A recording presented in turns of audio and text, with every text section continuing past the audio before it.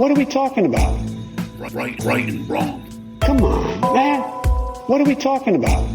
Right and wrong. Corn Pop was a bad dude. Whoa. Corn Pop was a bad dude.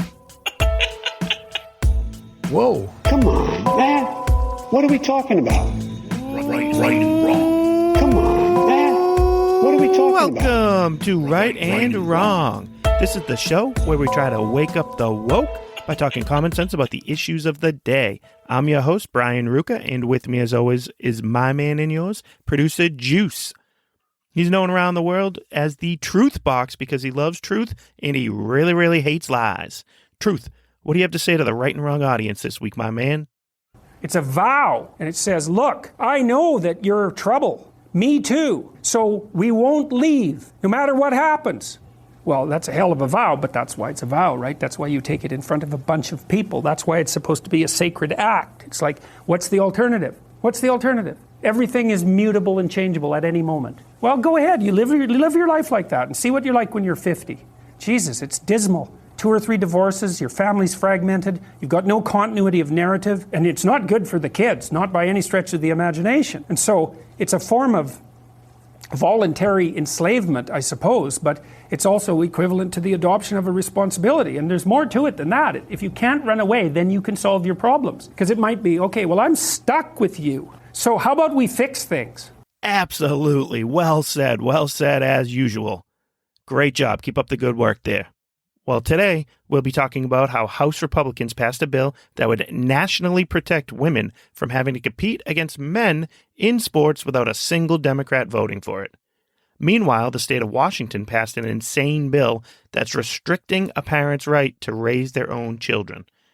We'll also check in on Mayor Pete and see what he's considering these days to be racist. And the White House pounces on an opportunity to turn up racial division in the aftermath of a terrible shooting. We'll close our show with a Come On Man segment that will focus on someone from our own side of the aisle for once, so stick around because you don't want to miss that. With that being said, please remember to like and subscribe to the show, give us a 5-star review, and don't be afraid to leave us a comment over there on Apple. Also, tell your friends and family about us. We'd love to have them join our audience.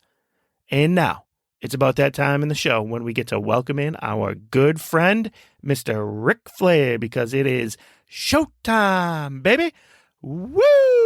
Showtime! Woo! I was talking with my wife, the beautiful Miss Ashley, the other day, and we were looking back on our lives together and taking stock of where we are now. And boy, what a journey we've been on. We certainly haven't taken a traditional path to get to this point in our lives. The most obvious example of this was having a child before we were married. When we did get married, it was done on a cruise ship as opposed to inside of a church. We also didn't have established careers. I was a low-level restaurant manager and she was working as a daycare teacher. Neither of us had any real money or possessions. Hell, we still don't, but that's not the point. By today's standards, we were definitely on the younger side of things when we became parents and also when we became a married couple. We're coming up on our 10-year anniversary this June, and we're planning to have a wedding ceremony done within the church to make our love official. I think we finally both know that we want to spend the rest of our lives together now. We've come a long way over the past 10 years, but one of the biggest changes has been a return to our faith and a return to our Catholic roots. It's been fun going through the marriage book together and reading through the different Bible passages that we'll have to pick for the ceremony. The prep book is kind of cool because it has a reading followed by an explanation of the reading. There are multiple story options for each reading during Mass, and we get to pick the ones that have the most meaning to us. The explanations will typically make that connection between the story and living your upcoming married life. We were noticing that a lot of the themes focused on things like sacrifice, roles, and duties. There was a story that focused on the obligation to be fruitful and multiply. Another one highlighted the impact that your marriage and your family will have on the community. And pretty much all of them touched on how there will be important work needed to be done outside of the house and also within the house. People don't talk about things like that anymore. I don't think people today even realize that we should think about our marriages in terms like, what is my role? What's my duty to my spouse, to my children, to my community? What kind of sacrifices am I agreeing to make in order to fulfill my obligation to this marriage? This whole thought process had me looking back on how people used to date and how they used to get married at much younger ages than we do now. You see, back in the day, people would date in order to get married. Oftentimes, the rest of the family was involved in setting it up somehow as well. Parents would be trying to fix their kids up with the kid from another family that they already knew. This was a way to vouch for the relationship, for a lack of a better term. It was also a way to ensure that the people dating came from like-minded households. Again, oftentimes households that shared the same religious beliefs. As old school as that sounds, it's not the craziest idea if you actually think about it. Nowadays, people aren't even dating each other. They're just cruising through adult childhood and hooking up with or talking to someone else.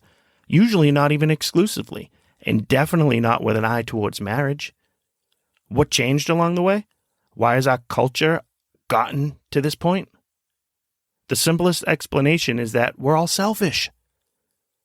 This country has become so advanced and so prosperous that each generation ends up becoming that much more spoiled and selfish.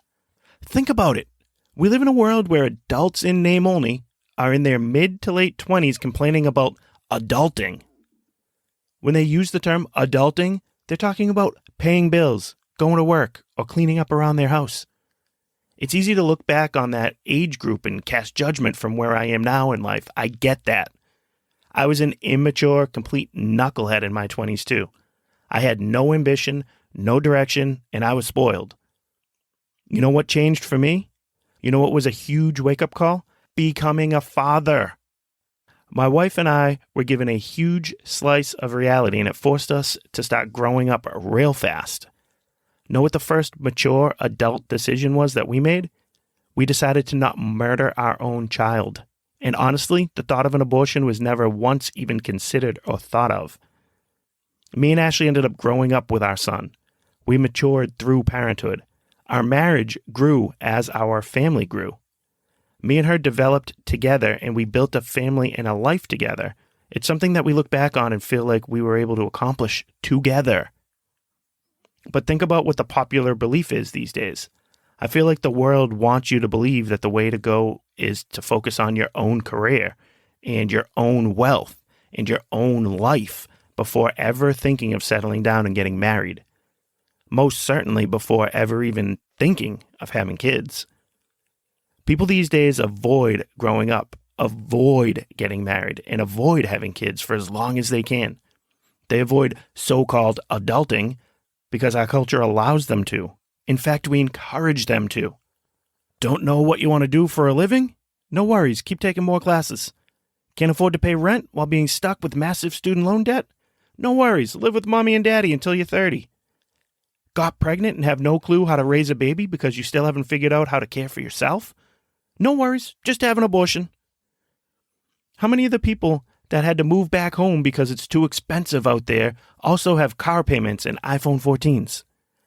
How many people on welfare and food stamps have Xboxes and $200 sneakers? Our societal structure allows people to make immature, lazy, selfish decisions because there are no consequences for bad decisions. Being poor in America is still a pretty comfortable life. This change in behavior can be brought back to how people are discouraged from getting married at young ages. Instead of getting married at 19, 20, or 21, kids are being told to take their time. What's the rush? Sample the field. There are two results that happen with a rise in people waiting until they're in their 30s to get married, and I'd say neither are ideal. The first is the extended adolescence, which I think I covered most of that already. The second is kind of slept on. But if you did manage to actually start to grow up and find yourself, then you already have your own life. You might be thinking, well, yeah, and isn't that a good thing? Yes, it could be, but theoretically, whoever you're marrying at this point in your life also has their own life as well. So when you get married, whose established life are you guys now going to live? His or hers? Whose established career takes precedent? His or hers? What about the possessions that have been individually collected along the way? Are they mine or ours? Think back to the themes in the marriage book that I mentioned: sacrifice, role, and duty. How much harder are those to determine when you're both established and fully formed adult individuals, as opposed to being two naive young adults trying to figure out who you are? Trying to figure out who you are as an individual, as well as who you are as a family. It's no surprise that these marriage trend changes go hand in hand with sky-high divorce rates. And again, this all goes back to a form of selfishness that generations before us didn't have the option to indulge in. Today, people think they need to find themselves or have a few more years of fun before settling down. Those years that could be spent forming your family and developing your marriage are traded for a few more years of casual sex and drunken shenanigans. The strongest, most fundamental political group is a family. The bedrock of a family is a marriage. A marriage is the union of man and woman for the purposes of creating and educating the future generation. The left does everything in their power to break up the family unit, right down to the attempts to persuade people to delay or avoid entering into marriages for as long as possible. There's a reason for it. Open your eyes and see it. Now it's our jobs to try and help and encourage future generations to get married and to grow up and to become adults when they actually become adults again. The future of our country depends on this. And the thing is like, if you can run away, you can't tell each other the truth. Because if you tell someone the truth about you and they don't run away, they weren't listening. And so if you don't have someone around that can't run away, then you can't tell them the truth. And so that's part of the purpose of the marriage. It's like, okay, I'll bet on you, you bet on me. It's a losing bet, we both know that. But given our current circumstances, we're unlikely to find anyone better. That's for sure. You know?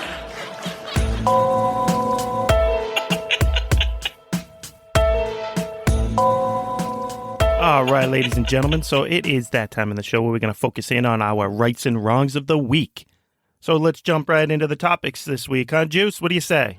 All right, right off the bat here, number one, first story of the day for us will be this bill that the Democrats just voted against. 100% of them voted against. It passed in the House of Representatives by a Republican-controlled House, and the bill simply prevents men from competing against women in women's sports. Why would all the Democrats vote against this? I mean, you know, it's the same reason why they do everything they do. Trying to stir up controversy, pin us against each other, and basically just because they have no soul and they're kind of evil people. It might be a little harsh, but I don't think I am. I mean, that's kind of crazy if you think about it. What this bill does is simply uphold Title IX, those, the laws that were put in place in the 70s to give females civil rights protections. And the Democrats want to remove all of that protection in the name of this radical, crazy transgender theory and movement. That's what they're pushing at the moment. That's the flavor of the month for them, so to speak. So that's why they're so focused on this. And at the root of the problem, they're actually hurting women and females and degrading women and females. Yet they want to try to act like they're protecting them. And it's just completely twisted and backwards. But I just think it was completely telling that all Democrats voted against this. I think it's like 205 members. Every one of them voted against it. You couldn't get one member of the Democratic Party from like a swing state or someone who's a little bit more moderate to vote for this bill. And again, that actually shows the strength of the Democratic Party versus the weakness, for lack of a better way to put it, in the Republican Party. How often when Democrats are in control do you see a couple of Republican votes get picked off and they end up voting with the Democrats? That never happens the other way around. The Democrats all vote as one block. And they've been consistent with that for a while. So as much as we want to prop up like senators like Joe Manchin, when he kind of breaks from the norm within their party, it's something that he didn't do when push came to shove. Like, he still caved in the end. And that's kind of the story of their party. They always vote in numbers, where Republicans, you're always going to get those rhino weak types that end up helping the Democrats, and they make the Republican Party the weaker party of the two. That it's like clockwork. So let's go to Congresswoman from Massachusetts, Ayanna Pressley, and hear what she had to say about this bill. Juice, you got that clip? All right, lay it on us. Thank you. I rise today in solidarity with our children across the nation. I want to speak plainly to our trans kids. You belong. You are enough. You deserve to show up fully in this world. You deserve joy and every single opportunity. You are perfect just as you are. In the classroom and on the soccer field, you should not be subject to discrimination. You should be able to just be a kid. I will always be in your corner. To anyone who supports this cruel bill, shame on you. You want to advance policy on behalf of our kids? This isn't it. Ban assault weapons so they can live to the last school bell. Get off your soapbox and stop politicking with our kids' lives. So there you have it, folks. Shame on us for not wanting to cut the genitals off of a 12-year-old boy. Shame on us for not wanting to remove the breasts of a 15-year-old girl. Shame on us for simply wanting kids to accept who they are. You see, the thing is, we see them for who they actually are. You see them as your political prop. Boom, roasted. You want to tell them that they belong, that you accept them, that you love them, and that you see them. No, ma'am, you do not. You see a campaign slogan. You see something to grandstand about. You see something to fundraise on. That's what you see. You see dollar signs when you see these kids. Boom, roasted. We're the ones who see who they are and are trying to help them realize that. We're trying to stop the gender-denying healthcare that is transgender surgeries and transgender medicines and transgender therapy. You are the one who should be ashamed of yourself. And deep down, you are the evil one. And you will meet your day at some point. You will meet your maker and have to answer for these sins and for the work you've done and will continue to do. When it comes to this issue, I feel completely comfortable answering for how I speak about this issue on Judgment Day, and I don't think you should feel that comfortable. Next. Transgenderism must be eradicated from public life entirely. The whole preposterous ideology. This next story here comes from the state of Washington, where they passed a bill to allow medical transgender interventions on minors without parental consent. Wow, that's a big one, huh? On the heels of the story we just talked about, think about what's happening here in the United States of America. And this one really was like a wake-up call for me, or not even a wake-up call. Obviously, I know what's going on. We're well aware of it. We talk about this almost every week now. But it had me thinking back to a few years ago. I posted something on Facebook, and it was being critical of a bill such as this being passed, or a law like this being passed in Canada, that was removing like a parent's right to say no to transgender surgery on their minor child. And I posted about it and was quite critical of it. And I remember a friend at the time commented on there and was pretty annoyed that I had an opinion about this, saying, why do you care about something going on in Canada that's not even our country? This is the hill you're going to die on, like something along those lines. And I was like, yes, this is. I don't intend on dying on any hill. I think that phrase is a ridiculous phrase to begin with. But anyways, that's neither here nor there.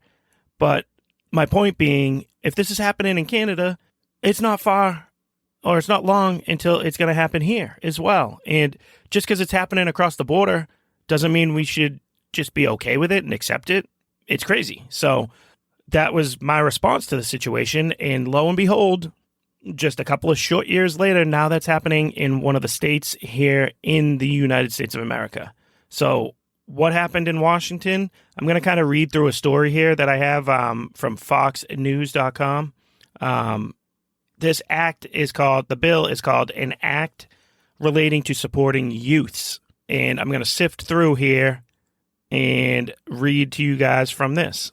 An act relating to supporting youth allows host homes for runaway youth to house youth without parental permission. Furthermore, the host homes do not need to notify parents about where their kids are or if they are getting medical interventions, if there is a compelling reason not to, which includes a youth seeking protected health services. So theoretically, that could be a runaway getting to this, the youth home there and seeking an abortion, seeking transgender surgery, seeking all sorts of medical attention. They don't need the parent to agree to it and sign off for it. You need your parent to agree to it and sign off to it to give a kid an aspirin in school. You're going to be able to, a kid that runs away from their home and ends up in one of these houses can now do whatever they want, whenever they want, however they want. Going back to the story. The protected health care services included gender-affirming care, which for minors included anything prescribed by a doctor to treat dysphoria. Gender-affirming treatment can be prescribed to two-spirit, transgender, non-binary, and other gender-diverse individuals, the bill stated. For minors, affirming care typically included puberty blockers, cross-sex hormones, and surgeries. All right, so that's kind of the gist of it, and I just think that is crazy. I know we touch on this stuff a lot. You guys know where I feel about this. You know how I feel about this. So it's just mind-boggling to think that we're going to allow children that can't consent to buy cigarettes, buy a lottery ticket, buy alcohol, vote, fight for this country. They're not mature enough to do any of that stuff, yet we want to listen to them and give them power, give them control to make life-altering decisions at an age where they're vulnerable, where they're awkward, where they're unsure of themselves. And now we have a state within this country that's actively allowing them to make these decisions without their parents being involved at all in the process. That's some scary stuff, people. That's the government trying to separate children from families. Going back to what we said in the monologue with that family unit being a strong political unit. It is. It absolutely is. And the left is chipping away at that. That's the unit that they've been trying to dismantle for years now. And they've been succeeding at it slowly but surely until eventually we're going to be living in a world like 1984 where kids are rewarded for ratting on their parents. Remember that in the book? Like the kids will tell on their parents for being spies and they get rewarded. The parents get removed from the home, never to be seen again. That's what we're going to be working on here. That's the road we're going down. And I don't know how you don't see that. Like, why would you want to give control of your children to the government? And all of the systems in place these days are heading down that road for us. It starts very simply by all the government benefits, the programs, the food, the welfare that you get from the government just for having a child, mainly without a father in the home, for having a child while unmarried. That's where you're able to benefit the most. So they're already caring for the child right when they come out of the womb. They're shouldering the responsibility for that child. It's not a stretch to think that they want to make decisions about where they go to school as well, how they're schooled, what they're taught when they're in that school. And then they want to be the one who makes that decision about what that child believes they are when they become 13, 14, 15. Are they a boy? Are they a girl? We'll let you decide. We'll let the government decide and back their response. Because the government have been paying for them their whole lives. So of course we have a say. The government plays that role of like deadbeat dad, or I guess deadbeat would be the dad who's never paying child support, doing all that stuff, abandoning the family. But what about just that half in, half out kind of dad, the one who's divorced, has his girlfriend in his fancy car now, but still pays for, pays his child support, pays for things for the children, is constantly being, asked by his ex-wife for money for the soccer league, for the basketball team, for this and that and the other thing. That typical stereotype. The government's like that kind of dad. And they're like, oh, what else do you need now? What do you need money for now? And then they want to have a say on the rules that are in place for their child, though. They want to then try and give the mom a hard time about the punishment that she gave them, about the curfew that she sets, or about the bedtime that she holds in her home. When he's not in that home, he's not actively in that house. He abandoned them. He left for his girlfriend and his Ferrari in his midlife crisis, but he still wants to try to have his rules in place. That's like the government with this stuff. They've been sending their money your way, and now they want to have a control over your child and tell you what to do with them too, and when to remove their penises and their breasts, and when they can decide they want to be a different gender and stuff, because that's normal and that's healthy. I don't think so. And this should scare a lot of people. It should be a wake-up call that now it is in this country. It's not just over up there in Turd Boys country in Canada. It's now entered into the United States. And it's not going to be long for a state like California to do the same thing. I wouldn't be surprised if Massachusetts tries something like this. So keep your eyes open and please make this be the fight that gets you to leave the Democratic Party if you're still there. Next. We'll convert your children.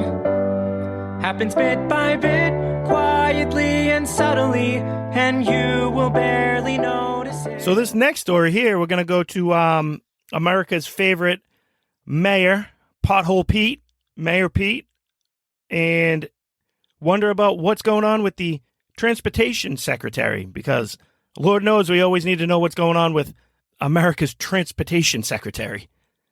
Couldn't name you one other transportation secretary in the history of this country, yet this guy's constantly popping up. And we know why. Obviously, he's a gay man. That's what gets him so much publicity and press. That's why he's touted all the time. But, well, actually, that's not the only reason. The other reason is he's done a terrible job, so trains keep being derailed. Transportation catastrophes have been regularly happening since Biden took over.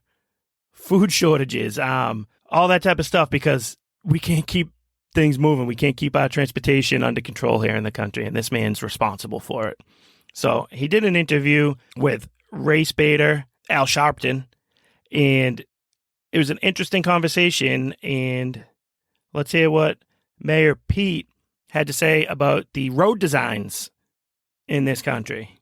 Juice, you got that one? All right, lay it on us. It is, and it's something that deserves more attention, which is why I'm working to bring more attention to it. We've got a crisis when it comes to roadway fatalities in America. We lose about 40,000 people every year. It's a level that's comparable to gun violence. And we see a lot of racial disparities. Black and brown Americans, tribal citizens, and rural residents much more likely to lose their lives, whether it's in a car or as a pedestrian being hit by a car. There are a lot of reasons related to discrimination, related to even the ways that roads are designed and built. Who has access to a safe street design that's got crosswalks and good lighting? Who doesn't have that access? That can drive disparities, and we have a responsibility to act on that. What? There's a lot of mumbo jumbo there that guy's talking. The roads are racist.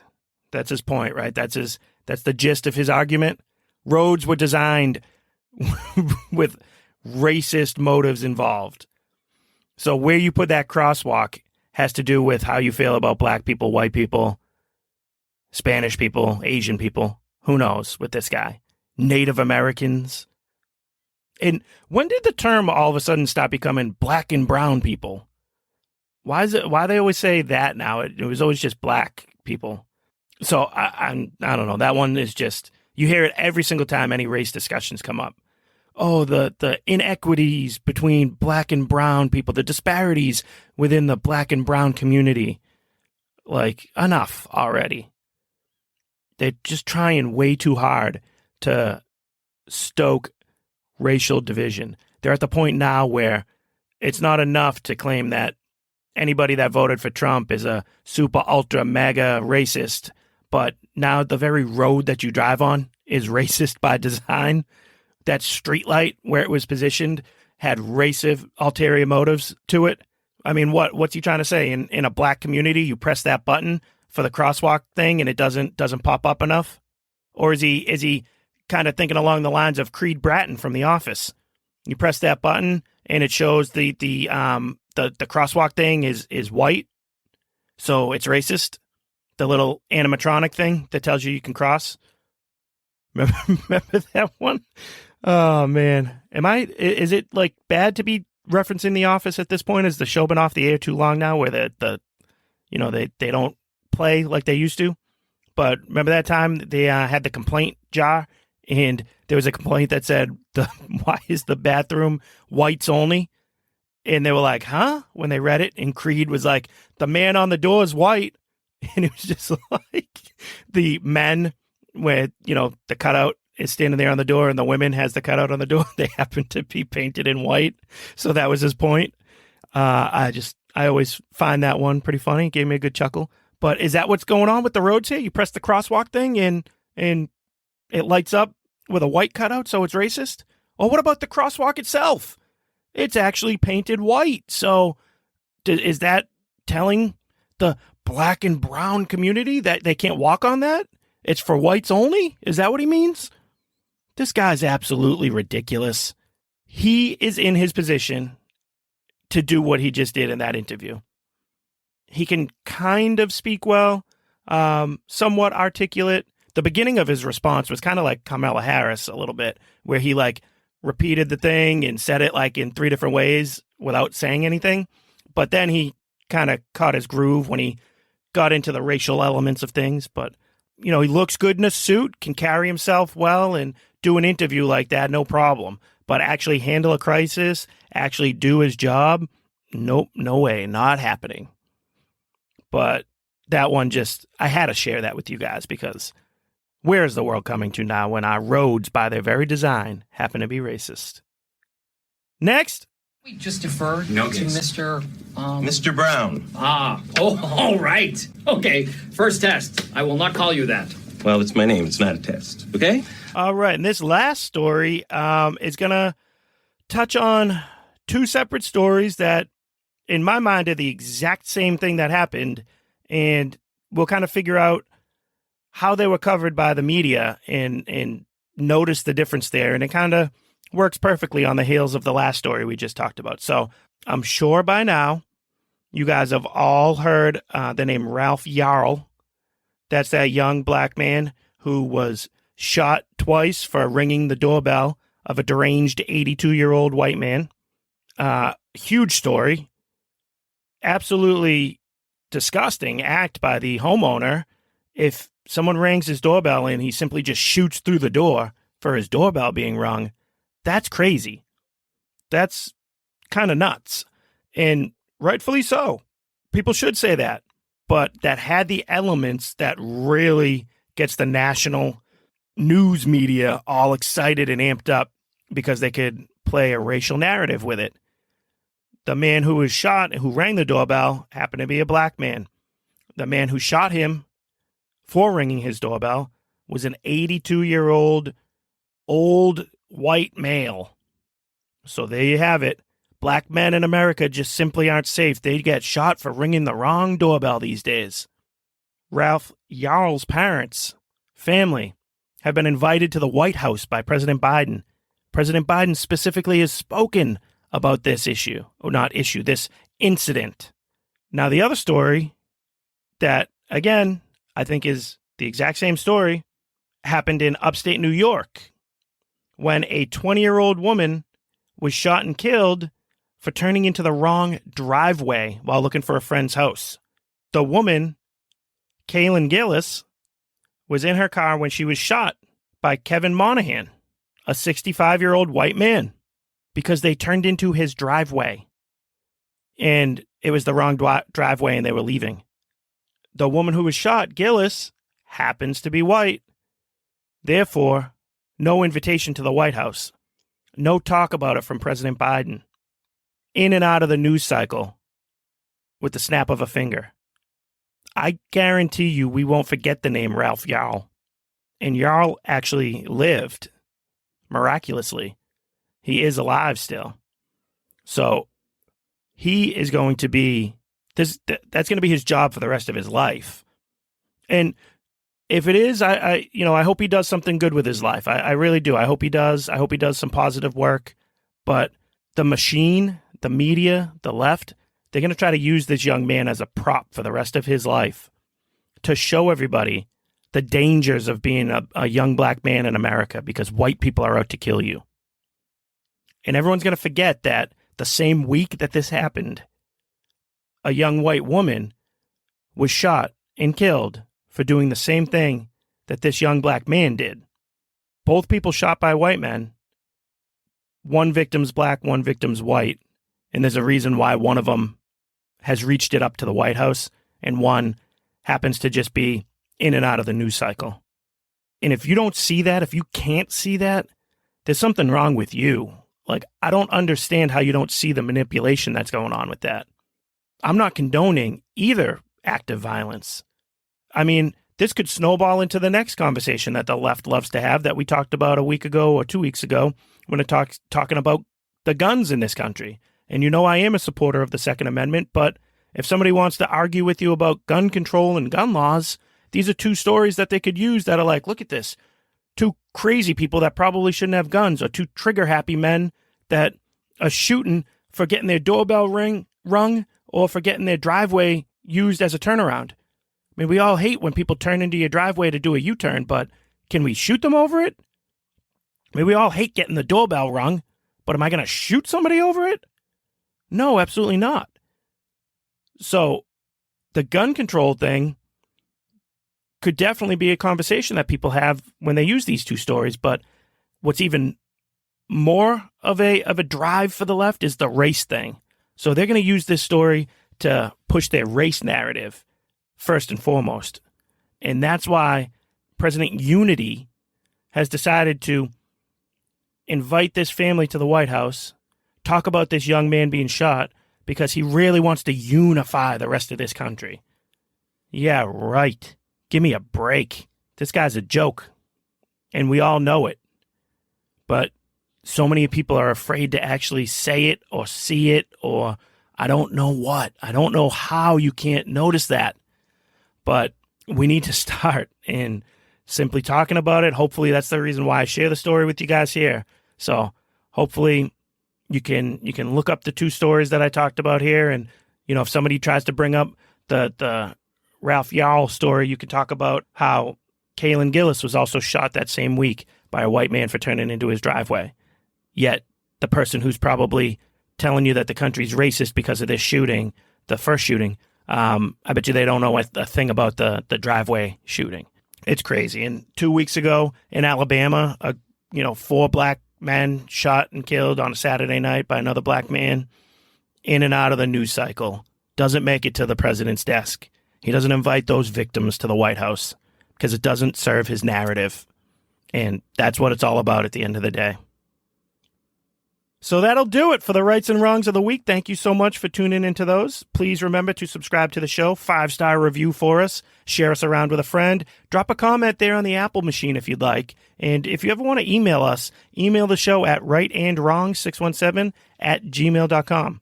And we'd love to hear from you.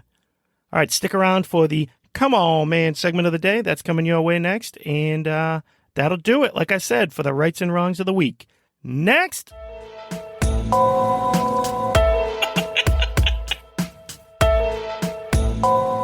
Ladies and gentlemen, boys and girls, children of all ages, it is that time in the show where I'd like you to come in, join me here, take a seat, listen up, gather around the circle, because it is a time for our Come On Man segment of the day. Not a joke. Yes, my friends, this is the segment in the show where we like to find somebody who says or does something so ridiculous, so absurd that even though we're going to make fun of them for a couple of minutes here, there's really nothing else we could say to them except, come on, man. So here we have it. For once, in this segment, we're going to get somebody that's from our side of the aisle, so to speak. Who we going after today? Not a pansexual 6th grade art teacher, not a lunatic activist turned congressman or woman in the left, not a transgender influencer. We're going after none other than Donald Trump Jr. What did Don Jr. do? Typically like that man. He usually does some good stuff. His Instagram feed is phenomenal. Quite funny. But I want to hit him this week because I really don't like what he had to say about the whole Bud Light, Anheuser-Busch, Dylan Mulvaney type of thing that's been going on. Now, you guys are well aware of this story. We covered it a few weeks ago here on the show. But just to quickly recap, Anheuser-Busch hired Dylan Mulvaney, the man who masquerades as a woman, and they hired him to promote their product, Bud Light. Mulvaney was granted the, I guess, privilege of having his face imprinted on cans of Bud Light. He did this ridiculous little commercial. Love ya. Okay. On his Instagram or on his social media to try to promote the brand. And that was it. And the rightfully went nuts about it. We, spoke up about how ridiculous it was.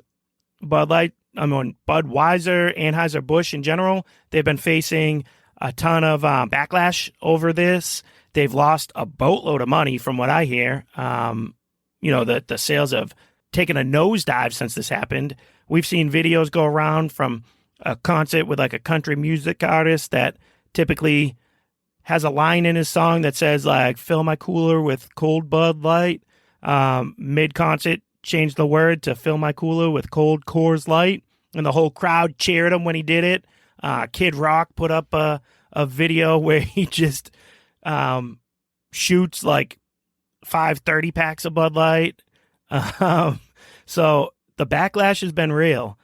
There also was a video that we didn't cover on this show, but the woman who was responsible for the marketing decision was on a podcast before the Dylan Mulvaney partnership, talking about how Bud Light, Budweiser in general, has a frat boy image to it that they need to correct, and they're looking to be more inclusive.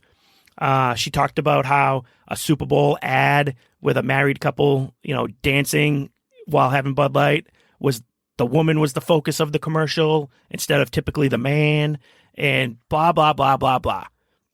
She's now taken a leave of absence from the company. She's out for more or less. I'm sure they're going to spice it up somehow, or she might even play the victim card here. But yeah, she's gone. She's not going to be handling any more ads for Budweiser, Bud Light, Anheuser-Busch. So the reason why I want to talk about Don Jr., though, is he went on his podcast last week, and pretty much what he says here, I'm going to play the clip, but he's calling for conservatives for the right to stop with their boycott of Bud Light now. His whole point being that the point's been made, but let's pump the brakes.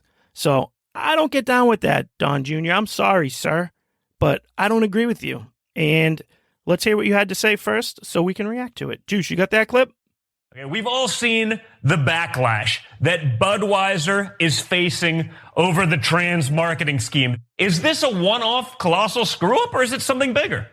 This could be just the act of one rogue, woke lunatic in a marketing department filled with leftist staffers. The Daily Wire is now reporting that no one at the senior level of Anheuser-Busch was aware of the partnership with Dylan Mulvaney. We looked into the political giving and lobbying history of Anheuser-Busch, and guess what? They actually support Republicans. In woke corporate America, Anheuser-Busch supports Republicans. Last cycle, their employees and their PAC gave about 60% to Republicans and 40% to Democrats. In the very end of that video is the key to everything he was saying there. As my father-in-law likes to say, it's all about the money. And it's so true. He wants to call off the dogs now because the point theoretically has been made, but he wants their money. He wants Anheuser-Busch's donation dollars for either his dad or, other Republican politicians. And I'm sorry, my friends, that is the old Republican Party. That's the Republican Party of the Mitt Romney era. the rhino Republicans. Happy to take money from whoever's going to give them money, talk about tax breaks, talk about welfare reform, but stay out of the social issues. Not worth it to fight those fights. That's that mindset there. And I'm sorry. The way back, the way to take back this country is on the social issues, is in the culture. And this right here is a dividing line. You're either on the correct side of the culture movement or you're on the wrong side of it. And Donald Jr. is on the wrong side of things right here. The very reason we should continue to do this is because we've caught their attention. It's working. The woman has been removed from her job, the woman responsible for this. The company is suffering massive losses in revenue because of it. They're panicking, and rightfully so. That shows you that we have power. Again, that it is working. So we don't just call off the dogs and say, oh, whatever. We keep this up until that company specifically says that was wrong that they did that. They do not believe that men can become women. Make them own that. Make them say that. And I'll think about having a Budweiser or a Bud Light again. Actually, I probably won't have a Bud Light. I really don't like Bud Light. And it's not because I'm a beer snob or anything like that. I drink Miller Lite. Let's go. And it's delicious. I love it. But it's a pretty standard beer. I'm not like one of these craft beer kind of guys. So I don't mean to say that I don't drink Bud Light because I'm just a snob and I'm above it. That's not true. I just don't like it, and it was easy for me to not drink that product. What's going to be tough is passing on a Land Shark over the summer. I love a good Land Shark. Passing on a Stella. I'm a big fan of a Stella. Ew. Stella! But I will, and I'm not going to have any more of either of those brands until I hear from this company that they shouldn't have partnered with Dylan Mulvaney because he's a man dressed as a woman, pretending to be a woman. Take a stand and say that. The statement that came out from like their CEO was a joke. He didn't say anything. He did a Kamala Harris. The thing about problems and boycotts are that you get boycotted and you're in the news for all the wrong reasons. And we just drink beer here. We like beer. We like people. We like all people. And we like all people to get along with all people and enjoy a special beer with each other and bring them together. So we don't mean to hurt anybody on this side or that side or you're wrong or you're right. That's just what it is. Have a beer with us because we're Anheuser-Busch. I don't even know who I was trying to talk like there. That wasn't quite a Kamala Harris. That wasn't the CEO of the company. That was just, I don't know. The fact that Donald Trump Jr. wants to call off the fight now that we're actually winning is alarming to me. And it's a window into the way that some of these establishment kind of people think. And it's weird because he's not an establishment politician, but he's an establishment businessman. And so, you know, he has that mindset of money and he's thinking about it that way from a corporate point of view. And the reason why we're able to get their attention is because they do donate to Republican causes, like he was mentioning. And he does mention that they back Republican candidates. That's great. But that's why we can get their attention. You know, the point has been made, but a company like Nike, who also partnered with Dylan Mulvaney, they donate to Democrats at about a 95% clip. They want nothing to do with Republicans anyways, so they don't care if you boycott them. It's not going to affect them. They're not selling to you as a Republican. Their market, the people they're focused on are left-wing activists or just people that are already on the left. That's who buys Nike products, or they're just such a big company that they kind of get people from everywhere too, like all walks of life. But people that drink Budweiser, Bud Light and stuff, they're people you could actually, affect with a boycott like this. So that's why Anheuser-Busch is actually the perfect company to attack this way and to go after and to make them feel it in the wallet. because it can actually affect them. Where, again, like I said, I don't think we could affect Nike all that much. I think they could just brush us off, where Anheuser-Busch clearly cannot.